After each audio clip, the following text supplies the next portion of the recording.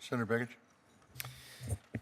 Senator Dorgan, it's good to see you. And I'm just, I wasn't going to ask a question because I'm always impressed and always motivated, inspired when you come and speak, especially around American Indian, Alaska Native issues when it comes to youth. So again, thank you for your passion as always.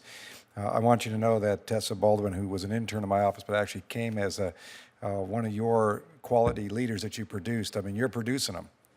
We're taking advantage of it too. An incredible inspiration for a program that she founded, Hope for Alaska, to help young people in Alaska deal with suicide. So as you do your foundation, you are planting seeds everywhere, and I want to thank you for that.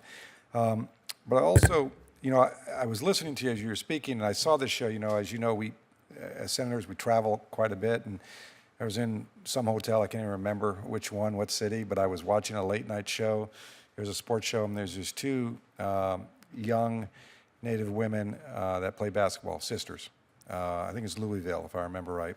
I'm seeing some head shakes, so they know exactly what I'm talking about. Just watching that story, and what I was so impressed about was the younger sister said she's going to finish her college, get her degree.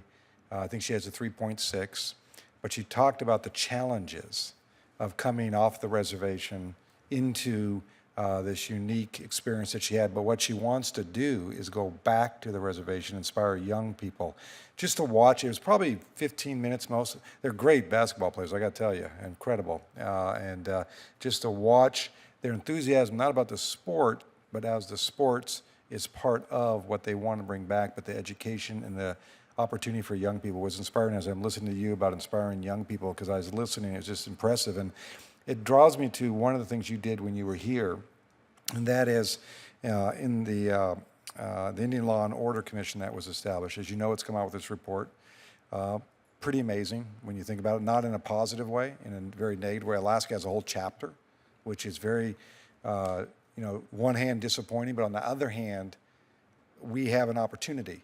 And I guess, what would your advice, now that you were here for so many years, but now looking in and watching what we do, how do we make sure, we had a hearing here and we were very glad that we had it, but what do we do to make sure the recommendations and the ideas that they have in that commission, as will be this future commission, to ensure that they actually happen? That's always the challenge around here. And again, I'm just listening to you, and I'm thinking of all the things we could be doing right this second. And my worry is, as we move forward, what do we do? How do we engage on those recommendations, groups like yours and others, to make sure they happen? And maybe, I'm curious, again, and again, thank you for Tessa and creating a leader. Alaska is blessed because of that, and she's doing great work in Kotzebue. Well, but Tessa Baldwin is extraordinary. I mean, you talk about a young teenage woman. Unbelievable. Hope for Alaska. She's a champion for change. I just want to say that one of the regrets I had is I don't think we do enough in our Congress of oversight hearings. And even if it's just one senator, maybe not always the chairman, but one senator that is coming to have an oversight hearing, and you got one agency coming here to sit here and answer the questions. What are you doing? What aren't you doing? I think there is such a rich vein to be mined in the oversight of agencies on these Indian programs. And this committee could have the capability of doing that. I did not do as much of that. We were trying to get the Indian Healthcare Improvement Act done, get the Tribal Law and Order Act, and diabetes extension, and so on. But I think there's a rich vein to be mined on this issue of oversight, and you don't have to have a full committee hearing to do it. You can have one or two senators there and go at it and figure out what are some of these agencies doing. Now, maybe they say we only have half the money that we need, so what are you doing with half the money? Right. At least let's find that out. This is, I'll leave my questions at this point, and then say, Senator Dorgan, it's a good point, because I'm thinking the report, we had the commission here, and now really it's up to agency implementation. And so maybe the next step is to say, okay, here's the recommendations that were made. Agency A, B, C, whichever agency it might be, you come back here, you tell us what you're doing. And I like your idea that it doesn't matter how much they have, but what are they prioritizing and how are they making it happen. Thank you for that advice. Thank you, Mr. Chairman. Thank you all very much, and I know we all have questions, so let me go ahead and start first. Natasha, thank you for being here. I know for our Alaskan friends that come all the way from Alaska, it's not an easy trip, and It's very warm here today, comparable, but we appreciate you here. Let me, first, your testimony, your written testimony, your verbal testimony, powerful, very helpful. Sometimes we have to read between the lines what people want us to think they're presenting, not with you. You were very direct, so I want to follow up on a couple things. But I want to read you some pieces from a letter that I know the Alaska Federation of Natives sent to Congressman Young, and let me just read it to you. And why I'm asking you, I'm going to read this, then I'm going to ask you a question or two.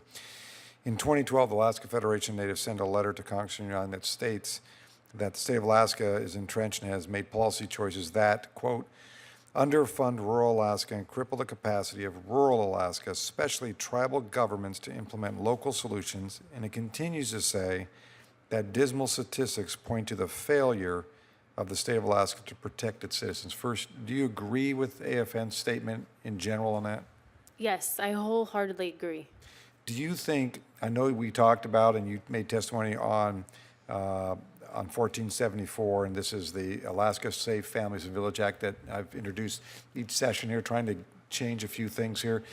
And you made a comment that this is, there's additional amendments that need to be done to make it stronger.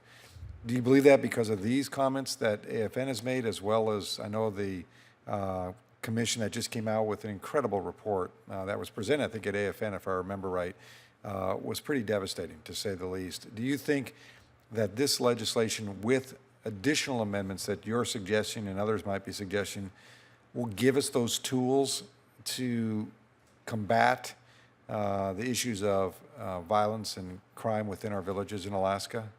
Yes, as currently written, mostly the bill is encouraging agreements with the state of Alaska with our tribes, but federal legislation isn't needed for that. In fact, TCC is in negotiating agreements with the state right now regarding our tribal courts. And the state of Alaska has agreements across the state in different pockets with tribes.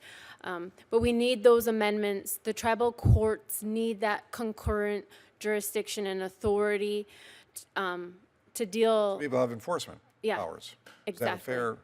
Because if you just have those agreements, the situation, and I don't want to put words in your mouth, but I want to make sure I'm hearing you right. For example, that situation you just gave me regarding the trooper situation, you may not see a change as dramatic as you need, which is you want to have a better justice system. Exactly. So it's law enforcement and justice system both.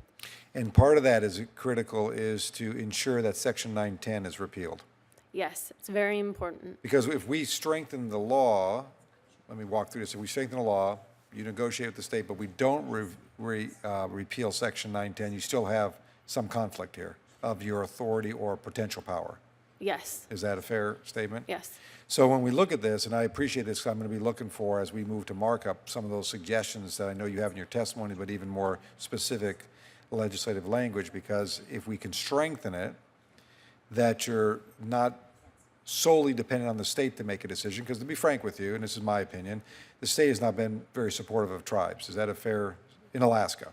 Yes. So you need some assistance from the federal government so you can create some additional tools in the toolbox for justice within your own communities. Is that a fair statement? Yes. And again, you can add these amendments, but if you don't take out Section 910 or repeal it, you're not there yet. You No. have to repeal 910 and add some additional additional amendments that add a little meat to this. Is that a fair? Yes. Okay, one by itself won't do it. Okay. Second, I want to thank you. My sister's a foster parent. I know what that's like. Every holiday season, when I'm at the house, I'm not sure who's going to be additional in the home, but it's always a great experience because those kids come back. Even when they're no longer a foster kid, they participate in our family on many different levels, and it's an incredible power to see that, and these young people given a home that's safe and clean, and so I thank you for your personal commitment.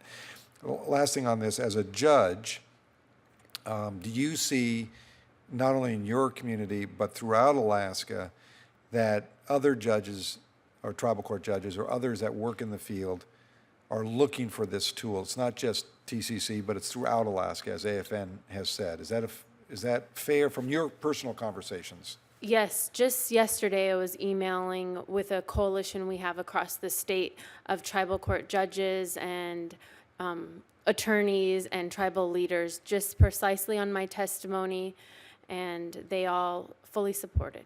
Very good. Thank you. I'll end there. I know there's others. I want to go through the list here and in folks that got here in order of attendance. But let me also say I'll be wanting to talk with you at some point. I know Andrea will, who's behind me. You know Andrea well, and see if we can get some of that very specific language that we can start thinking about inserting to strengthen this bill, so it really creates the tools we need. We know the state's not going to agree with what we're going to do here, but at the end of the day, we hope they will, because this is about creating justice and a better system for our Alaska Native people. So thank you. I have Senator Heitkamp, then I have Senator Murkowski, then Senator Hoven in that order. Senator